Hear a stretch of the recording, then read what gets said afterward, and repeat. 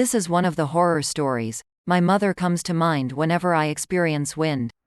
When I do, I see her standing in the water, her hair caught on gusts that seem to come from every direction around her, hiding her smile behind a curtain of golden fringe.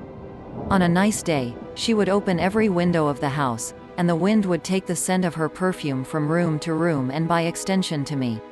I always knew that it was her house, and I loved it there so much. Penny Lane, my mother, was my favorite person.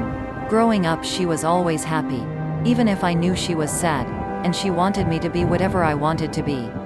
I think about who she was back then quite often, and I regret putting so much distance in our relationship when my brother Jonas went missing all those years ago. I regret that I didn't treat her with the same love that she always did me. It turns my stomach over and over itself, it eats me alive. It makes me sick, and now she's gone. I stare at the leaves at the bottom of my teacup and wonder if a few days ago they might have left me a message for me, a warning. Go to her, she needs you. But I guess leaves can't say all that. She died 2 days ago on the 3rd of April, my first day back here in Port Spencer. The nursing home called me that morning and told me they didn't think my mother had much time left, and she died while I was speeding down country roads to get to her. She died alone. This thought crosses my mind again and again. She died alone. She died alone. What a horrible way to end the same life that used to be so full of family game nights, botched homemade recipes, and laughter long after sunset. I know I have to get ready, to get out and handle all the details following her passing. But there is a monster, a parasite, in my soul that is keeping me down.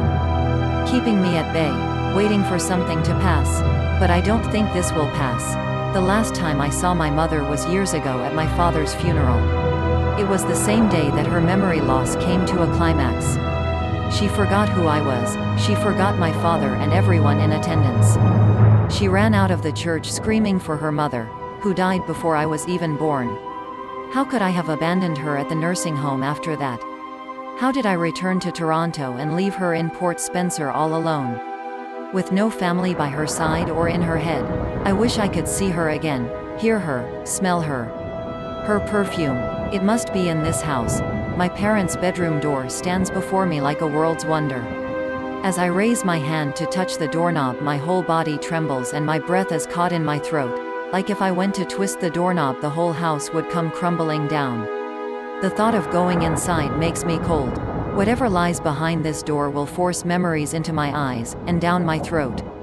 I am scared to grieve. I don't want to be thrown into a world of my past. And after all nostalgia is anyway as envy. Is grief. My whole family is gone, and I've never faced it until now.